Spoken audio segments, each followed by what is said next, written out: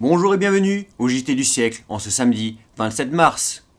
Monsieur Mitterrand, dans le solide discours qu'il a prononcé, a défini la politique de la France vis-à-vis de la Russie, c'est-à-dire pas de relations diplomatiques avec les soviets tant que la Russie ne reconnaîtra pas la souveraineté nationale vis-à-vis de la Turquie, le respect de nos droits, le maintien de nos privilèges, la garantie de nos intérêts en Allemagne, l'application du traité de paix, le refus d'autorisation à l'armée allemande de pénétrer dans le bassin de la Ruhr, des sanctions, des réparations, des garanties pour les attentats et les violations du traité. Pour la politique russe, les Alliés ont décidé qu'aucun gouvernement n'engagerait une politique isolée. Pour la politique en Orient, le gouvernement veut faire une Turquie viable. C'est pourquoi on a cru devoir maintenir le sultan à Constantinople et à assurer à la Turquie les débouchés économiques nécessaires à sa prospérité. Et ensuite, M. Mitterrand prouve que l'Allemagne n'exécute pas le traité. Mais il est également exact que, par la lettre du 14 février, les Alliés n'ont renoncé à aucun de leurs droits à ce sujet. Pour le charbon, l'Allemagne argue aujourd'hui de la situation du bassin de la Ruhr. On peut lui répondre qu'elle n'a pas attendu ce moment pour ne pas faire face à ses obligations.